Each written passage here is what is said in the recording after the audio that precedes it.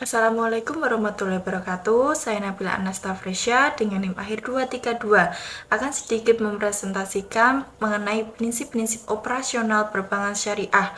Yang pertama, prinsip dasar bank syariah. Di dalam operasional perbankan syariah, terdapat beberapa prinsip dasar dalam pengelolaan kegiatan usaha perbankan syariah. Pada garis besar, dapat disebutkan sebagai berikut. Yang pertama, bebas maghrib. Terdapat beberapa, yang pertama maghzir, 2 gharar, 3 haram, 4 riba, 5 batil. Yang kedua, prinsip akad, yaitu beberapa. Yang pertama, kegiatan menghimpun dana, 2 kegiatan pengeluaran dana, 3 jasa bank. Yang ketiga, titipan atau simpanan atau depositori. Menurut ilmu fikih, prinsip simpanan atau titipan dikenal dengan sebutan al-wadi'ah. Al-wadi'ah diartikan sebagai titipan murni dari satu pihak ke pihak lainnya, baik dilakukan secara individu ataupun melalui badan hukum, yang harus dijaga serta dikembalikan kepada saja ketika penitip menghendaki. Adapun dasar hukum simpanan atau al-wadi'ah adalah dalam surat An-Nisa ayat 56. Al-wadi'ah terdiri menjadi 2 jenis, yaitu yang al-wadi'ah god al-amanah. Dalam akad ini, penyimpan tidak bertanggung jawab atas kerusakan atau kehilangan barang yang disimpan selagi bukan diakibatkan oleh perbuatan atau kelalaian pihak penyimpanan. Yang kedua, al-wadi'ah god ad-damanah. Dalam akad ini, penyimpanan dengan tanpa izin pemilik dapat memanfaatkan titipan tersebut, namun harus bertanggung jawab atas kelalaian atau kehilangan yang disimpan. Berikutnya mengenai bagian hasil atau profit sharing. Mekanisme penghitungan bagi hasil menurut ekonomi Islam idealnya ada 2 macam. Yang pertama, profit sharing atau bagi hasil, di mana total pendapatan usaha dikurangi biaya operasional untuk mendapatkan profit alias keuntungan bersih. Yang kedua, revenue sharing, yaitu laba berdasarkan total pendapatan usaha sebelum dikurangi biaya operasional alias pendapatan kotornya. Dalam menjalankan keaktivitasannya, perbankan syariah memiliki 3 macam akad atau perjanjian yang ujungnya menuju pembagian keuntungan dengan nasabahnya. Yang pertama, akad mudharabah. Akad mudharabah yaitu akad kerjasama usaha antara nasabah dan bank, di mana nasabah akan memberikan modal untuk usaha, sementara bank menjadi pihak penyelenggara atau yang melakukan investasi atau usaha. Yang kedua, akad musyarakah.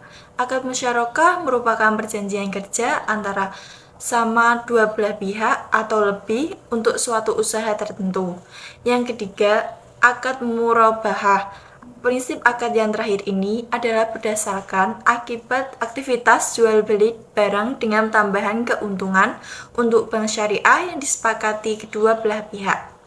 Berikutnya mengenai jual beli atau sell and purchase. Bentuk-bentuk akad yang dijual beli yang akan telah dibahas para ulama dalam fikih muamalah Islamiyah terbilang sangat banyak.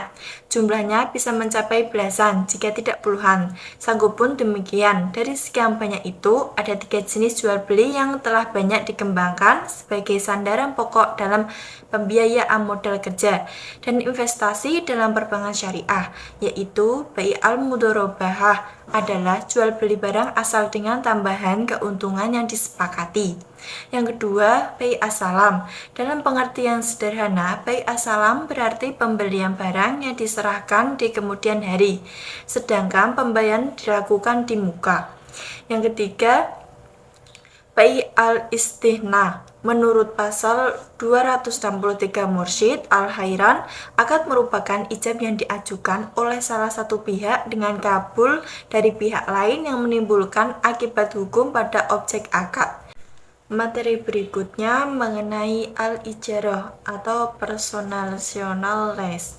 Definisi mengenai prinsip ijarah juga telah diatur dalam hukum positif Indonesia, yakni dalam pasal 1 ayat 10 Peraturan Bank Indonesia nomor 7/46/PB1/2021 putus, yang mengartikan prinsip al-jaro sebagai transaksi sewa-menyewa atas suatu barang dan ataupun upah pengupah atas suatu usaha jasa dalam waktu tertentu dalam pembayaran sewa atau imbalan jasa.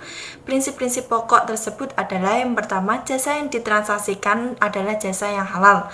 2. Memenuhi syarat sahnya transaksi.